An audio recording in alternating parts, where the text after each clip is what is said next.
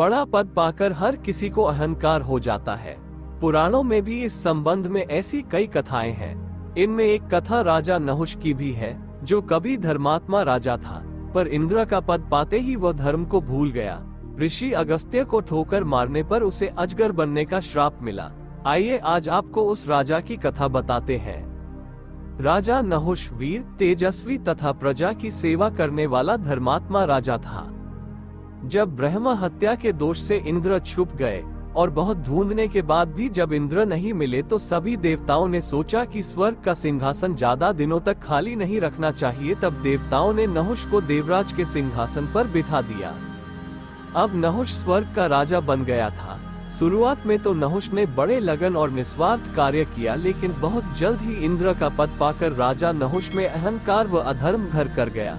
एक दिन इंद्र की रानी शची को नहुष ने देखा और देखते ही उसकी नीयत बिगड़ गई।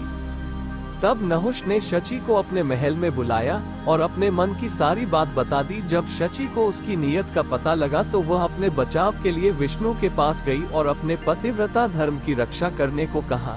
इस पर विष्णु ने शची को सलाह दी कि वह राजा नहुष को सप्त ऋषियों की दिव्य सवारी पर चढ़कर आने पर ही उसके अधीन होने का संदेश भिजवाए।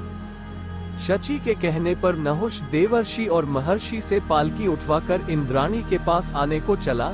इस दौरान ऋषियों के धीमी गति से चलने पर नहुष को गुस्सा आ गया और गुस्से में नहुष ने अगस्त्य ऋषि को लात मार दी। इस पर गुस्से में ऋषि अगस्त्य ने अधर्मी नहुष को 10,000 वर्षों तक अजगर योनि में रहने का श्राप दे दिया।